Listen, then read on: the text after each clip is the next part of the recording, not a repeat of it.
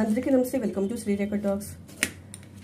మనం బెల్లం తురుము తీసుకునేటప్పుడు ఇలా చాక్తో తీసుకుంటాం కదా, చాలా కష్టం అవుతుంది. అంటే ఎంత సాఫ్ట్గా ఉన్నా కొంచెం కష్టపడాల్సి ఉంటుంది కదా.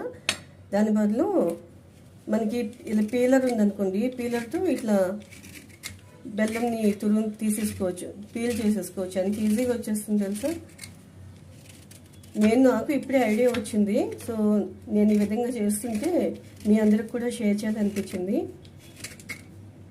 చూడండి ఎంత ఈజీగా వచ్చేస్తుందో, కష్టమే ఉండదు.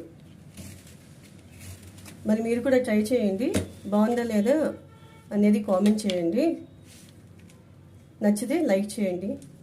చూడండి ఎంత బాగా వచ్చేసిందో, ఎటువంటి కష్టపడాల్సిన అవసరం లేదు.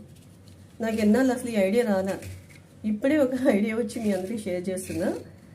సరే మీరు ట్రై చేసి కామెంట్ చేయండి ఎలా వచ్చిందో అనేది.